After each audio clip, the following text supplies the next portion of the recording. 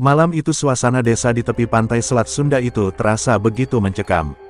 Udara dingin yang menggigit sekujur tubuh membuat sesosok lelaki yang bernama Haryadi meringkuk sambil memeluk sebuah guling. Dia tak pergi melaut malam ini. Dia merasa badannya kurang enak, seperti akan didera sakit.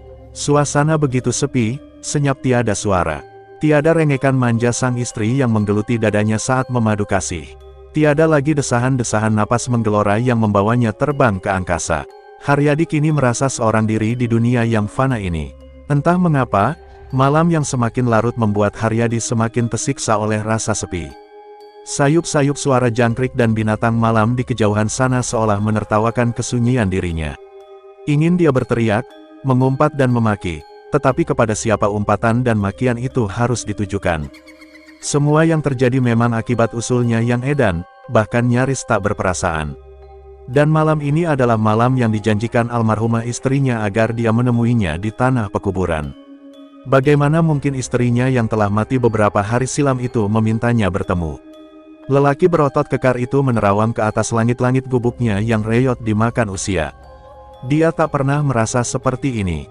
Dia tak merasa begitu tersiksa dengan masa lalunya. Dan dia tak pernah teringat pada istrinya yang mati dengan tragis itu. Tapi malam ini benar-benar terasa lain. Dalam kesunyian yang nyaris sempurna, lamat-lamat Haryadi malah seperti mendengar kembali suara istrinya, sebelum dia memaksanya untuk melakukan perbuatan nista itu. "Bila anak kita ini lahir, apa yang akan inginkan dariku?" tanya istrinya. Haryadi tidak lekas menjawab, hatinya tengah dipermainkan oleh suatu keinginan yang aneh. "Sulastri istriku, ada sesuatu yang ingin aku sampaikan padamu," katanya saat itu. Sulastri memandangi suaminya dengan bola matanya yang penuh dengan kemurnian cinta.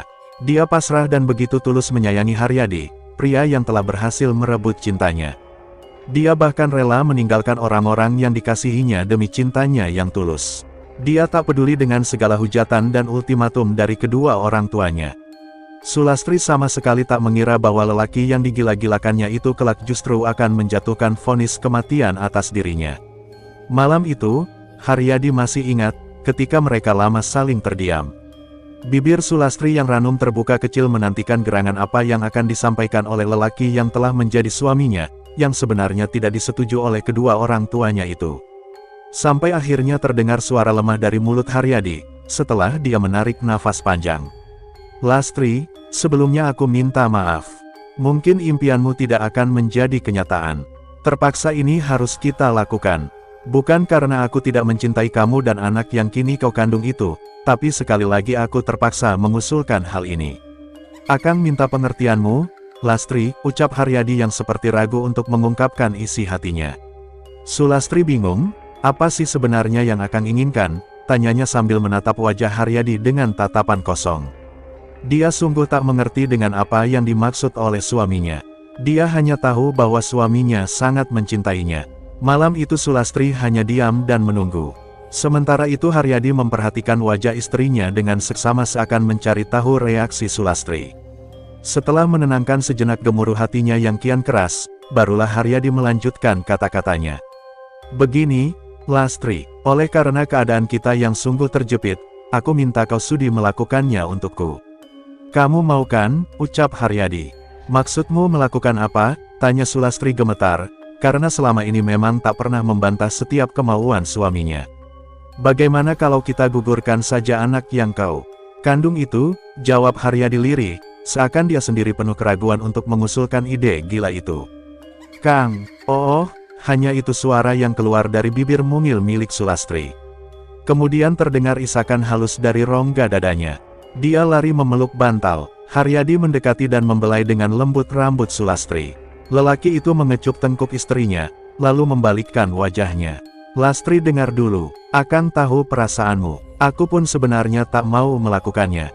Tapi keadaan kita, Lastri, keadaan kita, kau tahu betapa besar biaya yang harus kita keluarkan untuk merawat anak kita kelak. Kita masih sangat miskin, sedangkan kau tahu orang tuaku tak mungkin dapat membantu. Keadaan mereka hampir tak berbeda dengan kita. Sementara orang tuamu jelas masih memusuhi kita," tutur Haryadi dengan suara parau. "Lastri, bukankah lebih berdosa bila kita tak mampu merawat anak kita kelak? Nanti, setelah keuangan kita sudah memungkinkan, kita bisa memiliki selusin anak, tegasnya. Haryadi sengaja menekan kata, selusin anak, untuk menunjukkan perasaannya sendiri yang sesungguhnya penuh dengan ketakutan. Dia melihat ke atas dan merasa Tuhan amat murka atas tindakannya.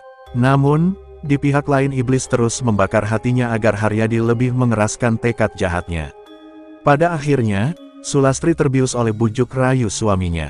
Meski ada rasa khawatir dengan kandungannya yang telah berusia 4 bulan itu, tapi dia tak kuasa berbuat apa-apa. Dia tak mampu melawan kehendak suaminya, yang takut menghadapi kenyataan. Ya, sebagai kepala rumah tangga yang tak memiliki pekerjaan tetap, Haryadi tiba-tiba memang menjadi seorang pengecut. Dia sepertinya tak percaya bahwa Tuhan Maha Kuasa dan adil atas semua makhluknya. Haryadi memang picik, sehingga iblis menari-nari atas kemenangannya. 3 bulan silam, pagi-pagi sekali, Haryadi mengajak Sulastri pergi ke rumah seorang dukun yang terkenal. Setelah sepasang suami istri itu mengutarakan maksud kedatangannya, sang dukun menyodorkan semacam ramuan yang harus diminum Sulastri agar kandungannya keluar sebelum saatnya. Walaupun rasanya sangat pahit dan sepat, Sulastri tetap memaksakan diri untuk meminumnya. Memang, tanpa memerlukan waktu lama ramuan itu langsung bereaksi. Perutnya terasa mulas dan sakit luar biasa. Ingin dia menjerit, tapi dengan sekuat tenaga ditahannya. Sementara itu sang dukun terus memijit perutnya ke atas dan ke bawah. Sekitar setengah jam setelah dipijat terus-menerus oleh dukun itu, sakit di perut Sulastri agak berkurang. Sebelum sang dukun mengizinkan mereka pulang, Sulastri disodori ramuan yang haus diminumnya lagi di rumah. Namun, ketika hari itu baru saja sampai di rumah, Sulastri kembali merasakan kesakitan yang lara biasa. Walau berusaha menahan, tapi erangannya makin lama makin melengking tinggi. Melihat keadaan istrinya yang begitu rupa, Haryadi tentu saja menjadi sangat cemas. Cukup lama Sulastri bergulat dengan kesakitannya, sedangkan Haryadi hanya bisa bingung tanpa tahu apa yang harus dilakukannya. Keadaan Sulastri semakin parah ketika darah mengucur deras membanjiri kedua pangkal pahanya, disusul kemudian gumpalan darah kehitam-hitaman. Terdengar suaranya merintih pilu dan menyayat hati bagi siapapun yang mendengarnya. Tapi sesaat berselang Sulastri terdiam, dan tubuhnya tak bergerak-gerak lagi. Nafasnya yang tadi bergemuruh, kini lenyap dan berganti ketenangan yang tak berirama. Wajahnya tampak begitu pucat. Ya, Sulastri akhirnya mati karena kehabisan darah. Melihat peristiwa tragis itu spontan Haryadi terpekik sambil mengguncang-guncang tubuh istrinya. Dia menjerit-jerit memanggil nama istrinya, tapi Sulastri tetap terbujur kaku di tempatnya. Haryadi merasa sangat menyesal dan berdosa. Dia merasa telah membunuh istrinya sendiri. Dalam hati, Haryadi mengutuk dirinya sendiri, tapi penyesalannya memang tiada berguna lagi. Tak lama kemudian sekitar rumahnya mulai berdatangan para tetangga, karena teriakan Haryadi memang menembus dinding-dinding bilik rumah mereka di malam pekat itu. Mereka bertanya-tanya apa yang terjadi, tapi Haryadi tak berani menjelaskan sebab musabab yang sesungguhnya. Orang kampung itu akhirnya hanya tahu bahwa Sulastri mati karena keguguran. Dan, mereka mencoba menghibur Haryadi sambil menyatakan bela sungkawa. Para tetangganya menyuruh Haryadi untuk bersabar dan tawakal, lantaran tak ada seorang manusia pun yang mampu mengelak diri dari takdir ilahi. ************************************************************************************************************************************************************************************************************************************************************ Haryadi datang ke rumah Haryadi. Wajahnya tampak begitu pias seakan memendam ketakutan yang luar biasa. Dengan napas tersengal-sengal dia memanggil-manggil Haryadi. "Ada apa, Dik Hasan?" tanya Haryadi sedikit kaget. Dengan terbata-bata Hasan menceritakan apa yang baru saja dialaminya. Pemuda itu baru saja melihat sosok Sulastri di kegelapan ujung jalan desa. Bahkan almarhumah istri Haryadi tersebut sempat berpesan kepada Hasan, agar Haryadi menemuninya di tanah pemakaman pada esok malam. Serasa bagai disambar petir di siang bolong Haryadi mendengar cerita pemuda itu. Sungguh rasanya tak masuk di akal. Mana mungkin orang meninggal bisa bangkit lagi? Apalagi sampai ingin ditemui di kuburannya. Begitulah hati Haryadi bertanya-tanya. Dan malam itu Haryadi semakin dilanda penyesalan dan ketakutan. Dia seakan merasa dikejar oleh bayangan yang tak berwujud. Keesokan harinya peristiwa itu telah menyebar ke seluruh pelosok kampung.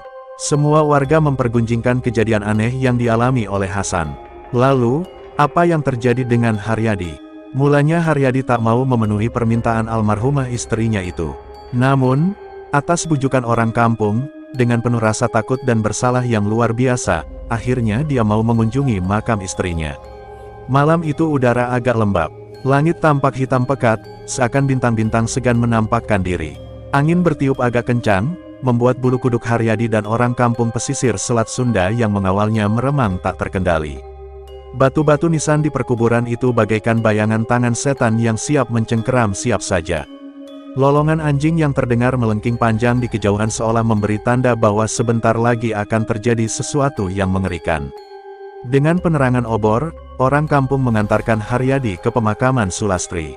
Dari jarak sekitar 3 meter mereka melepaskan Haryadi yang dengan kaki gemetar terus mendekati makam istrinya. Langkah Haryadi gemetaran karena diliputi rasa takut dan sesal yang amat dalam. Api obor yang dibawanya bergerak lemah ke kiri dan ke kanan, tertiup angin yang terasa lebih kencang. Sementara itu, lolongan anjing kian jelas memecah kesunyian malam seperti memberi isyarat maut bagi Haryadi. Sewaktu kaki Haryadi telah menginjak ujung makam, tiba-tiba tampak asap putih muncul dari kepala makam. Asap itu mulanya tipis saja, tapi kian lama kian menggumpal jelas. Beberapa detik berselang dari gumpalan asap tebal itu menjelma sosok Sulastri, berdiri dengan wajah sangat muram. Dia memandang Haryadi dengan mata penuh penyesalan dan pengharapan. Kemudian terdengar suaranya halus dan lirih. "Kang, Lastri tidak tahan oleh azab kubur yang kini kualami. Lastri minta pengertian Akang. Lastri mohon agar Akang mau menemani Lastri untuk sama-sama merasakan penderitaan yang aku rasakan. Aku tidak sanggup menanggungnya seorang diri, Kang. Bukankah dulu Akang pernah berjanji mau merasakan suka dan duka bersamaku? Mau kan, Kang?" ucapnya. Darah yang mengalir di tubuh Haryadi seolah berhenti seketika. Dia diam tak bersuara. Dia merasa tak mungkin mengabulkan pengharapan almarhumah istrinya. Sebenarnya, seperti itulah dulu perasaan Sulastri tatkala dituntut mengabulkan permintaan Haryadi untuk menggugurkan kandungannya. Saat itu juga Haryadi ingin berlari jauh meninggalkan tanah pekuburan itu, tapi kakinya bagaikan diikat tambang, tak dapat digerakkan walau sedikit pun. Orang-orang kampung ingin menolong Haryadi. Namun sebelum mereka bisa mendekati Haryadi, tangan Sulastri sudah lebih dulu terulur dan menarik Haryadi dengan kuatnya. Dan apa yang terjadi kemudian sungguh suatu fenomena yang sulit diterima akal sehat. Betapa tidak, Sulastri tiba-tiba lenyap dari pandangan. Dia meninggalkan suara cekikikan persis suara mak lampir, membuat semua bulu kuduk merinding. Saat orang-orang mendekati tubuh Haryadi yang terkulai di kaki batu nisan Sulastri, ternyata laki-laki itu sudah tak bernyawa lagi. Sayup-sayup mereka masih sempat mendengar suara nyaring tawa Sulastri di kejauhan. Malam itu terasa bagai malam yang amat panjang bagi penduduk kampung di pesisir Selat Sunda itu. Lolongan anjing yang bersahut-sahutan ditingkahi suara angin di area perkuburan itu seolah mengiringi kepergian Haryadi yang dicabut nyawanya oleh almarhumah istrinya sendiri. Barangkali memang demikian adanya, siapa yang berbuat pasti akan menuai hasilnya. Semoga kita dapat memetik hikmah dari kisah mistis yang sangat aneh ini.